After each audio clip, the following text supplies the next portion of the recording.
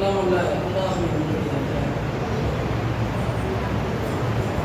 அல்லாஹ்வின் மாபெரும் திருமையினால் இறைவன் நமக்கு கடமையாக விதித்திருக்கின்ற இந்த ரமலானுடைய நோன்பு காலகட்டத்தில் நோன்பை நிறைவேற்றி 2 தொழுகைகளை நிறைவு செய்யக்கூடிய தருணத்தில் நாம் எல்லாம் இந்த மார்க்க சொற்பொழிவு நிகழ்ச்சியில் மார்க்கம் சொல்லக்கூடிய பல விஷயங்களை அறிந்து கொள்ளக்கூடிய காவலாக நாம் எல்லாம் இங்கே தியாக தோழர்களுடைய வாழ்க்கையில் திருப்புமுனை ஏற்படுத்தக்கூடிய சில நிகழ்வுகளை நாம் கடந்த சில நாட்களாக பார்த்து எப்படியெல்லாம் அவருடைய வாழ்க்கையில சில திருப்புமுனைகள் மாறுதல்கள் ஏற்பட்டிருக்கலாம். இஸ்லாம் என்கின்ற இந்த மார்க்கம் அவர்களுக்கு கிடைத்த நேரத்தில், இஸ்லாம் என்கின்ற மார்க்கம் அவர்கள் அதை அடைந்த நேரத்தில் அவருடைய வாழ்க்கையில் ஏற்பட்ட மாறுதல்கள் எப்படியெல்லாம் அமைந்தது என்கின்ற அந்த செய்தியின் கருத்துப்பட நாம் அபூதர் ரலியல்லாஹு அவருடைய வாழ்க்கையை பற்றி பார்த்தோம். அதுபோன்று இமாம் இப்னு சஹலபா என்று நேற்றைய தினத்தில் அந்த நபித்தோழருடைய வாழ்க்கையில் நடைபெற்ற அந்த மாறுதல்களை பற்றி நாம் பார்த்தோம். அப்ப நாம பார்த்த கடந்த 3 நாட்களாக சொல்லப்பட்ட விஷயங்களுடைய முக்கிய கருத்து எதுவாக இருந்துச்சு சொன்னா, ஒரு மனிதர் அவருடைய வாழ்க்கையில் இஸ்லாத்தை ஏற்றுக்கொண்டார். அந்த இஸ்லாத்தை ஏற்பதற்கு அவருக்கு எவ்வளவு சிரமங்கள் இருந்தது, அந்த சிரமங்களை அவர் பொறுத்து கொள்ளக்கூடிய நேரத்தில் அவர் சார்ந்த சமுதாயத்திற்கு அது இப்படியெல்லாம் மாற்றத்தை ஏற்படுத்தியது என்பதுதான் நம்ம கடந்த 2 தினத்தில் பார்த்த அந்த செய்திகள் நமக்கு சொன்ன படிப்பினை. அபூதர் ரலியல்லாஹுடைய வாழ்க்கையில எப்படி மாறுதல் ஏற்பட்டு கிஃபாருடைய கோத்திரம் எப்படி இஸ்லாத்திற்கு வந்தது, அதே போன்று இமாம் இப்னு சஹலபா என்கின்ற நபித்தோருடைய வாழ்க்கையில் ஏற்பட்ட அந்த மாற்றம், அந்த திருப்புமுனை எப்படி பனு சாதி என்கின்ற குலத்தை இஸ்லாத்தின் பக்கம் அழைக்க வைத்தது என்கின்ற செய்திகள் எல்லாம் நம்ம 2 தினங்களாக பார்த்து வந்தோம். இப்ப இது மாதிரி ஏராளமான சம்பவங்கள் இருக்கு. நீங்க ஹதீஸ் எடுத்து படிச்சு பார்த்தீங்கன்னா சொன்னது 2 சம்பவங்கள் தான். இது மாதிரி திருப்புமுனை இருக்குல்ல, அதாவது அவருடைய வாழ்க்கையில இஸ்லாம் கிடைச்சிடும். இவங்க வாழ்க்கையில கிடைச்ச இஸ்லாத்தை என்ன பண்றாங்க, மக்கள் மத்தியில் சொல்லக்கூடிய நேரத்துல அவர்கள் சார்ந்த சமுதாயம் எல்லாமே இஸ்லாத்துக்கு வரக்கூடிய ஒரு மிகப்பெரும் மாற்றம் வரலாற்று செய்திகளை ஒட்டி கிடக்கின்றது. 14ஆம் நகரத்துக்கு போன பிற்பாடு இத்தனை சமுதாயம் வந்துச்சு. ஹவுஸ் கசரிச்சு போன்ற பொறுத்தவரெல்லாம் இஸ்லாத்துக்கு வந்தாங்க. அதுல பின்னாடி பார்த்தீங்கன்னா ஒவ்வொரு நபித்தோழர்கள் இருப்பாங்க. அப்ப நம்ம அடுத்த கட்டமாக இது குறித்து நம்ம படிக்கணும், தெரிஞ்சுக்கணும் அப்படிங்கிறதுக்காக தான் இந்த 2 சம்பவங்களை சொன்னோம். இன்றைக்கு நாம் பார்க்கக்கூடிய சம்பவம் என்ன அப்படின்னு சொன்னா, ஒரு சமுதாயத்தை இஸ்லாத்தை அழைத்து வருவது, ஒருவர் இஸ்லாத்தை ஏற்றால் அவருக்கு இந்த மார்க்கம் கிடைத்தால் எப்படி ஒரு சமுதாயத்திற்கு அது மிகப்பெரிய மாற்றமாக அமைந்ததோ, எப்படி ஒரு சமுதாயத்திற்கு மிகப்பெரும் திருப்புமுனையாக இந்த இஸ்லாம் போய் சேர்ந்ததோ, அது போன்று அவர்களுடைய சொந்த வாழ்க்கையிலும் அது மிகப்பெரிய திருப்பத்தை அது கொடுத்தது. நீ நம்முடைய சொந்த வாழ்க்கையை எடுத்து பார்த்தீங்கன்னா ஏதாவது ஒரு டர்னிங் பாயிண்ட்ங்கிறது இருக்கும், ஒரு திருப்பு முனைங்கிறது இருக்கும். எப்படியாக இருக்கும்னு சொன்னா, ஒரு காலகட்டத்தில் சில பேருடைய நிலைமை இன்னைக்கு நம்ம கண் கூட பார்க்க முடியுது. நமக்கு கூட அப்படி இருந்திருக்கலாம். அடுத்த வேலை உணவுக்கு கூட ஒரு சோர்ஸ் இல்லாமல், வழி இல்லாத நிலையில் இருப்பான். அடுத்த வேலை உணவுக்கு ஏதாவது போய் அன்றைய தினத்துல வருமானத்தில் ஈடுபட்டாதான் அன்னைக்கு காசு கிடைக்கும், அதை வச்சு சோறு பொங்கி சாப்பிடுவாங்க. இன்றைக்கும் அது மாதிரி குடும்பங்கள் ஏதோ திருச்சி மாநகரத்தில் ஏதோ பார்க்க முடிகிறது. நம்முடைய பகுதிகளில் கூட அது மாதிரி பல குடும்பங்களை பார்க்க முடிகின்றது. அவ்வளவு சிரமங்களை செஞ்சக்கூடிய குடும்பம் இருக்கின்றது. ஆனால் ஒரு கட்டத்தில் பார்த்தீங்கன்னு சொன்னால் அல்லாஹ் என்ன செய்வான், அவர்களை அப்படியே வறுமையிலேயே போட்டு விட மாட்டான். அவர்களை எப்படி அடுத்த வேலை உணவுக்கு கூட எதிர்பார்க்கக்கூடிய நிலை அல்லாஹ் அவர்கள் வைக்க மாட்டான். அவருடைய வாழ்க்கை எப்படி தரம் உயர்வு சொன்னா, அவங்க ஒரு 100 பேருக்கு சாப்பாடு போடக்கூடிய அளவிற்கு அல்லாஹ் அவர்களை மாற்றுவாங்க. பல பேர் சொல்லுவாங்க, நான் ரொம்ப சிரமப்பட்டேங்க, படிக்கிறது கூட காசு இல்லாம மற்ற 4 பேர்ட்ட 10 பேர்ட்ட வசூல் பண்ணி அம்மா தானே படிக்க வச்சாங்க, இன்னைக்கு நான் படிச்சு பெரியாராகி இன்னைக்கு 400 பேர் படிக்க வைக்கிறேன் என்றெல்லாம் சொல்லக்கூடிய அளவுக்கு இன்னைக்கு நம்முடைய சமுதாயத்தில் பார்க்கக்கூடிய நிகழ்வு பாடம் பிடித்து காட்டுகிறதா இல்லையா? எப்படி ஒரு மாற்றத்தை தனிப்பட்ட வாழ்க்கையினுடைய ஒரு மனிதனுடைய வாழ்க்கையில் எப்படி ஒரு மாற்றம் ஏற்படுகிறது, அல்லாஹ்வை அவன் முழுமையாக நம்பிக்கை கொள்ளக்கூடிய காரணத்தினால் என்பதை பற்றி நம்ம பார்க்க முடியும். இன்னைக்கு நம்ம உலகத்தில் பார்க்க முடியுதுல்ல, இன்னைக்கு இந்த உலகத்தில் நவீன டெக்னாலஜி, டிஜிட்டல் டெக்னாலஜி, இன்றைக்கு இருக்கக்கூடிய சர்வதேச தொழில்நுட்பம் வாய்ந்த விஞ்ஞான பள்ளி பெருகி இருக்கக்கூடிய காலகட்டத்திலே நீ கஷ்ட நஷ்டத்தை கண்ணில் பார்த்தா நம்ம உள்ள தாங்க மாட்டேங்கிறோம். கண்களிலே சாலை சாலையாக கண்ணீர் வெடிக்கின்றது. உணவிற்கும் பொருளாதாரத்திற்கும் மிக பின்தங்கிய குடும்பங்களை பார்க்கும்போது நம்முடைய மனதிலே ஒரு தர்ம சிந்தனை பொங்கி வழிந்து விடுகின்றது. யாரேனும் ஒரு சிரமங்களை சந்தித்தால், யாரேனும் ஒரு சோதனைகளை சந்தித்தால், யார் வீட்டிலும் உயிரிழப்பு ஏற்பட்டால், யாரும் ஒரு தொல்லைக்கு ஆளாக்கப்பட்டால், இன்றைக்கு இத்தனை கோடிக்கணக்கான முஸ்லிம்கள் வாழ்கின்றோம். இன்றைக்கு இந்த காலகட்டத்தில் நம்ம இப்படி மனசு துடிக்குது. காசாவில் ரமலான் மாசத்துல கூட இந்த கடிச்சு வீசலாம். போர் தடை செய்த பிறகு மீண்டும் மரபு மீறி செய்கின்றான். நம்ம உள்ளவங்க கொடுக்க மாட்டேங்குது. எல்லாம் வேடிக்கை பார்க்கிறோம், துவா செய்கிறோம். அது மாதிரி நம்ம ஒன்றும் பண்ண முடியல. துவா செய்கின்றோம். கவர்மெண்ட் சார்ந்து பல அழுத்தங்கள் கொடுக்கின்றார்கள். உயர்மட்டங்களில் அது மாதிரியான நிலவுகள் இருக்கின்றது. முடிந்த அளவுக்கு சமாதானம் செய்யக்கூடிய முயற்சியை செய்தாலும் கூட என்ன செய்ய முடியும்? இன்னைக்கு நம்மளால உடனே போய் இறங்கி களத்தில் இறங்கி நம்மளால காப்பாற்றக்கூடிய சூழ்நிலை இன்னைக்கு இருக்குதா? இல்லை. அதுக்குதான் முடியல தவிர, அதற்காக நம்ம மனம் வருந்தி துவாதான் செய்ய முடியாது தவிர, இன்றைக்கு நல்லா புரிஞ்சுங்க, இன்றைக்கு இருக்கக்கூடிய காலகட்டத்தில், இன்றைக்கு சர்வதேச வளர்ச்சி பெற்ற காலகட்டத்தில், இன்றைக்கும் ஒரு முஸ்லிம் கண்ணுக்கு முன்னால் பாதிக்கப்பட்டால், கண்ணுக்கு முன்னால் அவனுக்கு அநீதி இழைக்கப்பட்டால், கண்ணுக்கு முன்னால் அவனுக்கு அநியாயம் ஏற்பட்டால் நம்முடைய நிலை எப்படி இருக்குது? ஆனால் இது அப்படி நீங்க 1200 வருஷத்துக்கு முன்னாக நீங்க ஒப்பிட்டு பாருங்க. இன்னைக்கு ஒரு நிலைமை நீங்க யோசிக்க வேணாம். இன்னைக்கு ஒரு நிலைமை நீங்க பார்க்க வேணாம். 1200 வருடங்களுக்கு முன்னதாக நபிகளாருடைய பிரச்சாரம் துவக்கப்பட்ட அந்த காலத்தினுடைய நேரத்தில் அன்றைய காலகட்டத்தோடு நீங்க ஒப்பிட்டு உங்களுடைய சிந்தனை நீங்க வச்சு பார்த்தீங்கன்னா, அன்றைக்கும் இது போன்று முஸ்லிம்கள் லா இலாஹ இல்லல்லாஹ் முஹம்மது ரசூலுல்லாஹ் என்ற அந்த கலிமாவை ஏற்ற காலத்தில் அவர்களுக்கு கொடுத்த டார்ச்சர் இருக்குது, கொடுத்த அந்த தொல்லைகள் இருக்கிறத 1 2 கிடையாதுங்க. ஒவ்வொரு ஆளுக்கும் ஒவ்வொரு மாதிரி, ஒவ்வொரு ஆளுக்கும் ஒவ்வொரு வகையில கொடுத்தாங்க.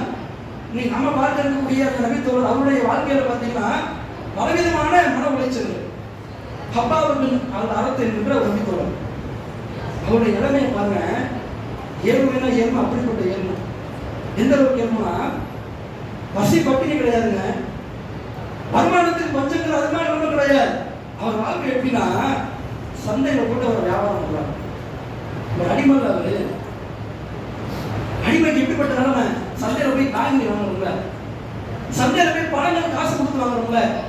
அன்றைக்கு மக்கா நகரத்தில் சந்தையிலே இவரை வைத்து வியாபாரம் செய்கிறார்கள். இந்த அடிமை யார் வாங்குறார்? இந்த அடிமை எவர் விலை கொடுத்து வாங்குகின்றீர்கள், யார் வாங்குறீங்க என்று கூவி கூவி விற்கப்படுகிறார் சந்தையில். நிலைமை யோசிச்சு பார்த்தீங்களா? அடிமை என்றால் எப்படிப்பட்ட நிலைமை பார்த்தீங்களா? சந்தையில விற்கிறாங்க, வியாபாரம் செய்யறாங்க. ஒரு பெண்மணி என்ன செய்யறாங்க, வாங்குறாங்க அவர் காசு கொடுத்து. அதுக்கு ஒரு டிமாண்ட் கூட. ரொம்ப வயசான ஆளா ஒரு அடிமை இருந்தாலும் சொன்னா அவரை வச்சு ஒன்றும் பிரோஜனம் கிடையாது. ஒரு வேலையை வாங்க முடியாது, ஒரு விஷயங்களுக்கு உதவ முடியாது. அவருக்கெல்லாம் காசு கம்மி. ஒரு துடிப்பான ஒரு இளைஞர் இருக்கிறார், நல்ல ஒரு பக்குவமான ஒரு ஆளா இருந்தாலும் அவருக்கு டிமாண்ட் ரொம்ப அதிகம், காசு ரொம்ப அதிகம்னா எந்த தொழில் கொடுத்தாலும் செய்வார்கள். அடிமை தானே அவரு, சம்பளம் வாங்க மாட்டாங்க. அவருடைய திறமை எப்படி? அவர் கால் முழுக்க வச்சு புளிஞ்சு சாறு புளிஞ்சு என்ன வேலை என்ன தொழில் கொடுக்கணும் எல்லாமே கொடுத்துருவாங்க.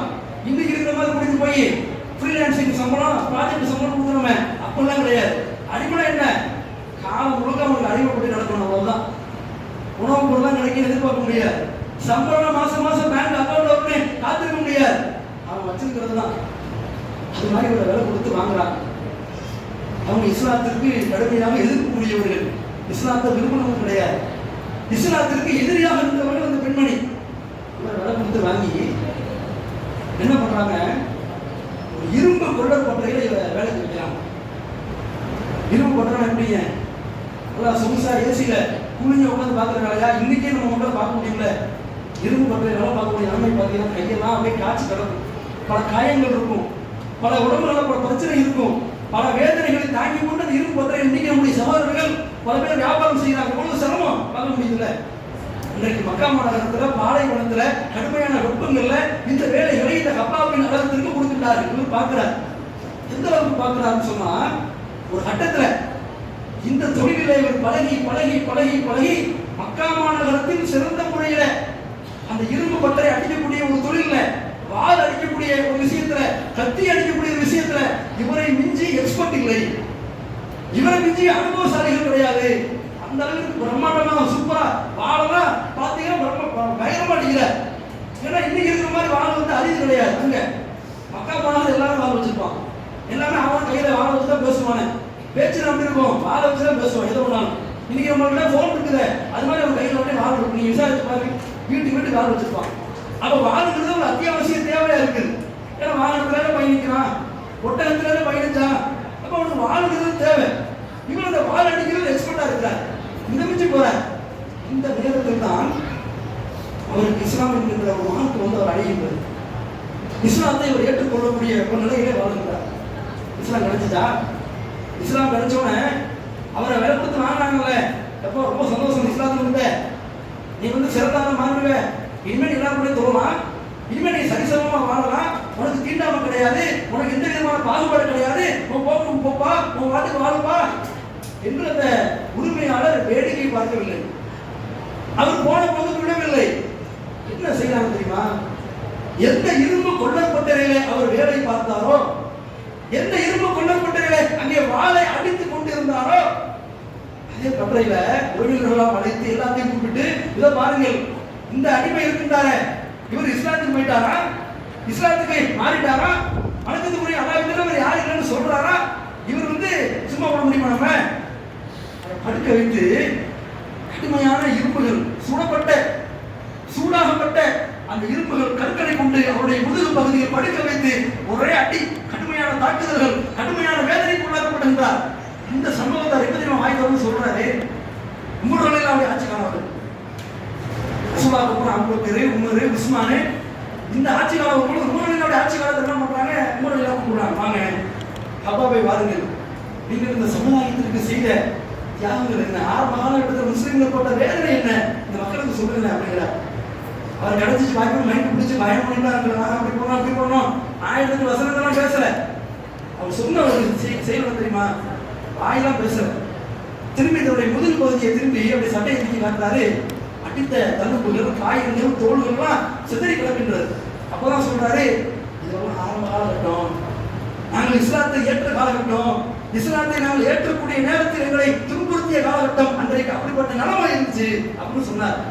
அப்பதான் என்ன பண்ணுவாரு? ரசூலுல்லாஹ் போவாரு. ஆரம்பத்தில் பேசணும், முதல் நாள் முன்னுரையில் சொல்லணும்ல, ரசூலுல்லாஹ் போய் கேட்பாரு, அல்லாஹ்வுடைய பாத்தீங்களா, வேதனை பாத்தீங்களா, சிரமமா இருக்குன்னு சொல்லுவாரு.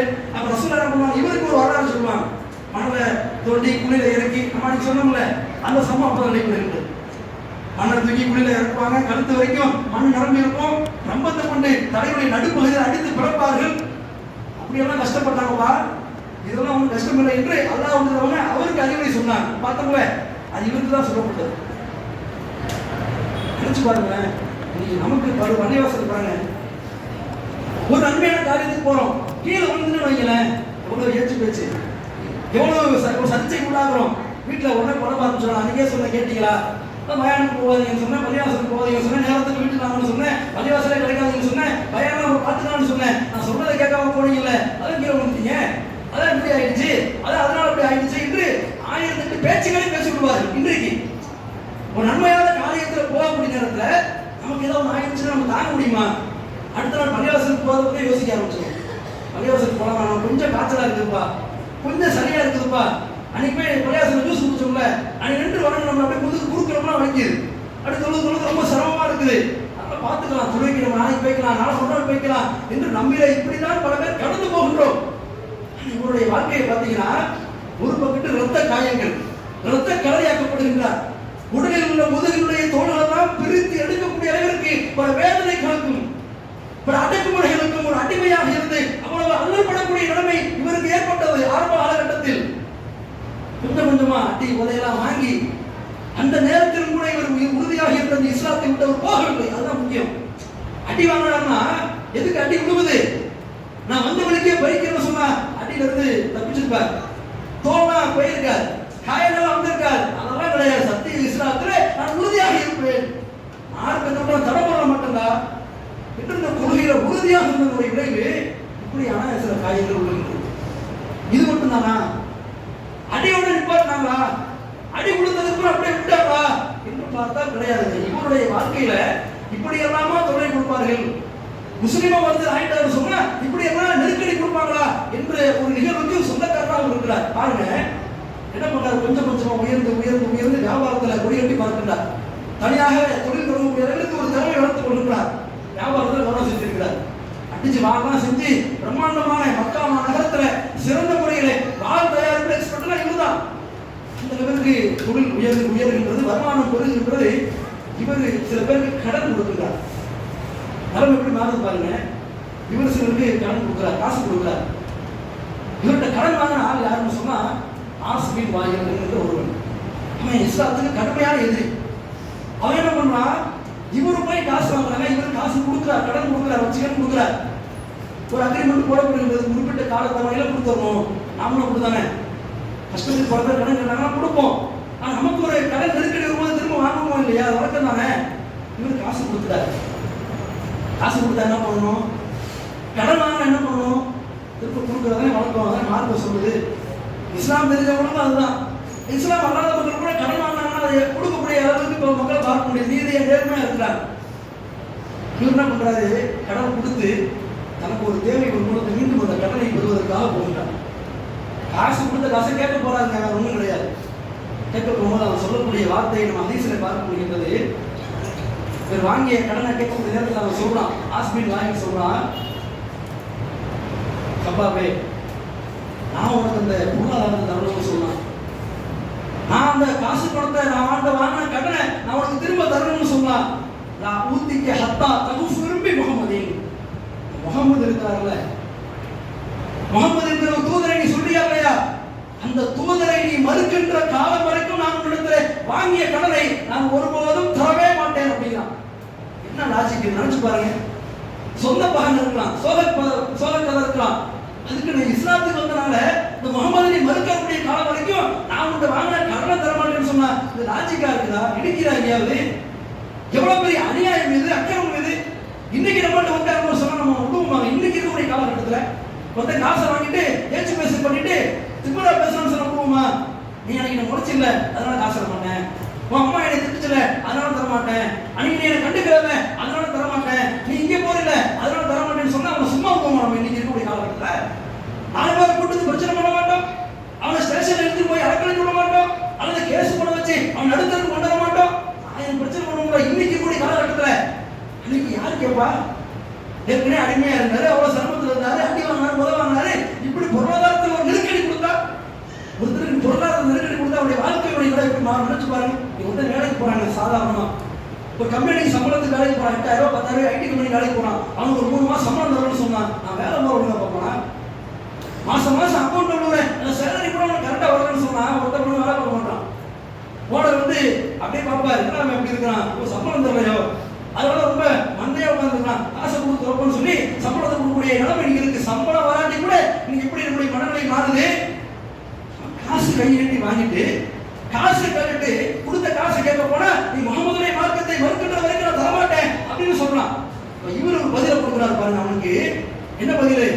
அப்படியா, நீ முகமதை மறுக்கிற வரைக்கும் நீ காசு கொடுத்து தரமாட்டியோ, கடனை நீ திரும்ப கொடுக்க மாட்டியோ, அப்போ பண்ணு, இந்த உலகத்தில் அனைத்து மனிதர்களும் மௌத்தா பண்ணுவோம் சொல்ற. இவர் அப்படி பின்னாடி ஓடி ஒளியல, அப்படியே பதுங்கி இருக்கிற வாய மூடி இடிக்கல. இவர் சொல்றாரு, இந்த உலகத்தில் அனைவரும் மரணித்து விடுவார்கள், நீயும் மௌத்தா போவேன், நானும் மௌத்தா போவேன், இந்த உலகத்தில் அனைவரும் மரணித்து விடுவோம். அப்படி மரணித்து மீண்டும் ஒரு நாள் மறுமை என்கிற ஒரு வாழ்க்கையிலே உயிர்ப்பிக்கப்படுவோம். அங்க நல்லா அவசரம் கொடுப்பான். அப்ப உசரம் கொடுப்பாங்க, மறுமை வாழ்க்கை வரும்ல, அந்த மறுமை வாழ்க்கை என்று ஒரு நாள் வரக்கூடிய காலம் வரைக்கும் அந்த மறுமை நாளில் கூட இந்த முகமதுடைய மார்க்கத்தை நான் ஒருபோதும் மறுக்க மாட்டேன் போடா அப்படிங்கிறார். போ நீ சொல்லிக்க, முகமதுடைய மார்க்கத்தை மறுக்கணும்னு சொல்றியா, மறுமை நாள் வந்தா கூட, மறுமை நாள் நான் நிப்பாட்ட கூட, அங்கே எனக்கு உசுறு கொடுக்கப்பட்டா கூட அங்கேயும் நான் முகமதுடைய மார்க்கத்தை ஒருபோதும் மறுக்க மாட்டேன்னு சொல்றார். இவன் என்ன பண்றான், இன்னும் திங்கள இவன் சில கேள்விகளை கேட்கிறான். அப்படியா, இவன் என்ன சொல்றான், தானி அமுத்த போச.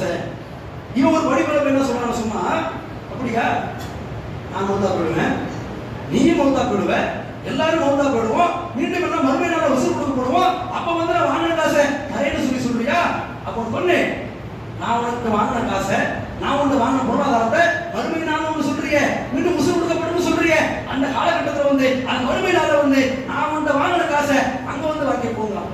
எவ்வளவு திமிரு பாருங்க. கொடுத்த காசை கேட்க போனா ஒண்ணு ரசூலுல்லாஹ் பண்ணுறான், இல்ல மறுக்க மாட்டேன்னு சொன்னா மறுமை நாள் வருமே அங்க வந்து வாங்கிக்கலாம். எவ்வளவு பெரிய திமிரு பேச்சு இது. மறுமை நாள் நம்மள கூட பல பேர் நாட்டுக்கு சொல்லுவாங்க, என்ன பாய் காசு தர மாதிரி இல்லை, கடன் தர மாதிரி இல்லை, பாய் நான் மௌத்தா போனது நினைக்கிறீங்களா? மறுமை வாழ்க்கை நக்கடா போல பேசுவாங்க. அதை விட திருமணத்தரமா என்ன செய்யலாம்? மறுமை வாழ்க்கையை இழிவுபடுத்தி பேசுகிறார். எவ்வளவு பெரிய ஒரு அநியாயம் இது, எவ்வளவு பெரிய ஒரு அக்கிரமம் இது, மனிதாபிமானமற்ற ஒரு செயல் இல்லையாது. இதை மக்கள் யாரும் கண்டுகொள்ளாமல் இருக்கலாம், மக்கள் யாரும் அவருடைய துணை இல்லாமல் இருக்கலாம். ஆனால் படைத்த இறைவனுடைய உதவி அவருக்கு கிடைக்கின்றது. எப்படி கிடைக்கிறது? அல்லாஹ் ரப்பல் ஆலமீன் திருமறை குர்ஆன்ல இது தொடர்பாக சில வசனங்களை அருளுகின்றார்.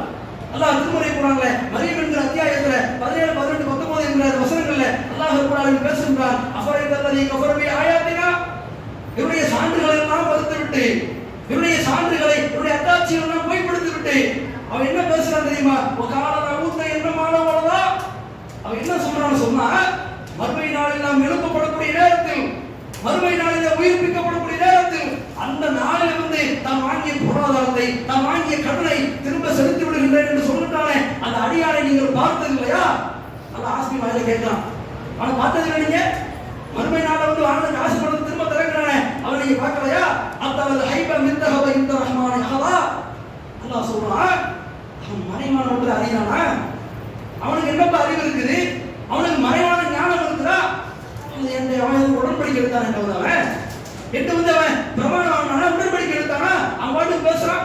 மறுமையில தரேன், மறுமையினால வந்து காசு தரேன், மறுமையினால வந்து கடன் தரேன் சொல்றானே, அவனை பார்த்தது இல்லையா? சரக்தகுமா ஸ்கூல் அவ்வாறு இல்லை. அவன் சொல்லக்கூடிய அனைத்தையும் நாம் பதிவு செய்து கொண்டிருக்கிறோம். அல்லாஹ் சொல்றான். அவன் சொல்ற ஒவ்வொன்றும் ரெக்கார்ட் இருக்கு. வந்த முத்துலகங்கள் அதாபிமாத்தா, அவனுக்கு நாம் கடுமையான வேதனைகளை நாம் அவனுக்கு மறுமையில நரகத்தில் நாம் கொடுப்போம் என்று அல்லாஹ் பேசுகின்றான்.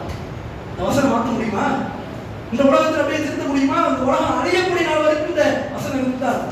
மரியம் என்று அத்தியாயத்தில் வசனம் இடம்பெறும்.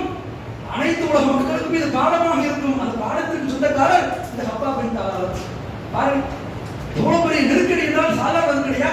ஒரு பக்கத்து உடம்புல அடி, ஒரு பக்கத்து உடம்புல வேதனை, தோலை பிரிச்சு எடுக்கிறான், தோலை கடுமையான காகம், முதுகு ஃபுல்லா வலி வேதனை, உடம்புல அடி வாங்கி, காசு பணத்திலே நெருக்கி, பொருளாதாரத்திலே முடக்கி, பொருளாதாரத்தை முடக்கி, உடம்பை அடிச்சு ஒரு வேதனை கொடுத்து தொல்லை கொடுத்துன்னு சொன்னா, இவங்கெல்லாம் வந்த வழியிலே திரும்ப வந்துருவாங்க, திரும்ப பழைய மார்க்கத்துக்கு வந்துருவாங்க, இவங்க பழைய ஒரு நிலைக்கு வந்துருவாங்க என்று தப்பு கணக்கு போட்டார்கள். ஆனால் அல்லாஹ் தலைகளாக மாற்றினார். எந்த ஆஸ்பத்திரி வாயிலவன் பொருளாதாரத்தை வாங்கிட்டு திரும்ப தரமாட்டேன் மறுமையாக வந்து செய்வேன்னு சொல்லி மோசடித்தனம் பண்ண பார்த்தோம். அல்லாஹ் அவன் மூலமாகவே இஸ்லாத்தை வளர்த்தார். இவருடைய மகன் அமர் பின் ஆஸ், அவர் தொடர்பாக நம்ம நாளைக்கு பார்ப்போம். அவர் இஸ்லாத்துக்கு வரார். இவருடைய மகன் இஸ்லாத்துக்கு வருகின்றார். அவர் சொல்றாரு, இந்த உலகத்திலேயே எனக்கு மிகவும் பிடிக்காத முகம், வெறுக்கத்தக்க முகம் முகமதுடைய முகம்தான். ஆனால் இவருடைய வாழ்க்கையினுடைய இறுதி கட்ட நேரத்தில் இந்த முகமதுடைய முகத்தை விட வேறு எனக்கு பிடித்த முகம் எதுவுமே இல்லை என்று அமர் பின் ஆஸ் சொன்னான். அவருடைய மகன் சொன்னான். அல்லாஹ் மாத்தினாங்க. அது மட்டும் அல்லாஹ் உதவி செஞ்சாங்க. அதை தாண்டி இவருடைய மௌத்து நேரங்க அவ்வளவு சிரமப்பட்டாங்க, இவ்வளவு பெரிய கஷ்டத்திற்கு ஆளாக்கப்பட்டாங்க. இவருடைய மரண தருவாயிலே பார்க்க முடிகின்றது.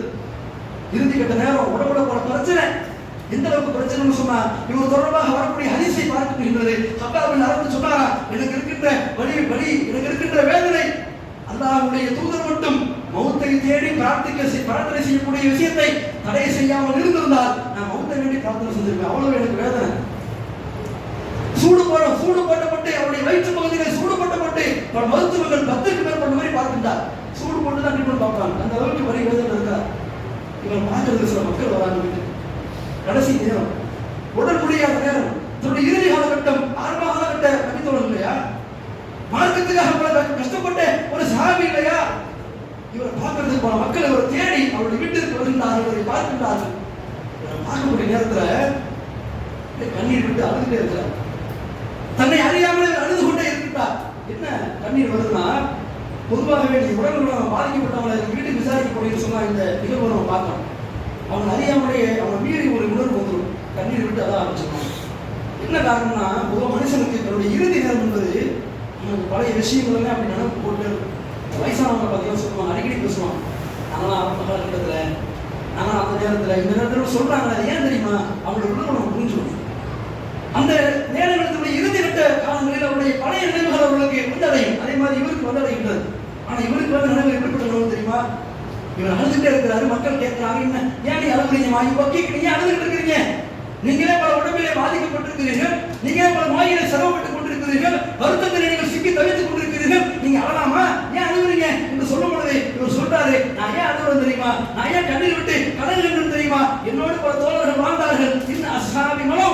என்னோடு பல தோழர்கள் வாழ்ந்தார்கள், நான் மட்டும் தான் மிஞ்சிருக்கிறேன். என்னோடு வாழ்ந்த தோழருடைய வாழ்க்கை எப்படி தெரியுமா இருந்துச்சு? அவர் சொல்றாரு, அவர்களெல்லாம் மௌத்தா போயிட்டாங்க சில பேர், நான் மட்டும் இஞ்சிருக்கிறேன். என்னுடைய மரணம் எப்படி தெரியுமா இருந்துச்சு? தன்னுடைய இறுதி காலகட்டத்தில் உலகத்தினுடைய மோகத்தை அவர்கள் மிஞ்சிய நிலையிலே அவர்கள் மரணிக்கவில்லை. அவங்க வாழ்க்கை எப்படி இருந்துச்சு தெரியுமா?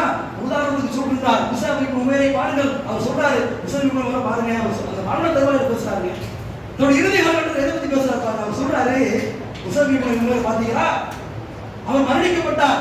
மரணிக்க பிற்பாடு அவருடைய வாழ்க்கையுடைய நிலை எப்படி தெரியுமா இருந்துச்சு?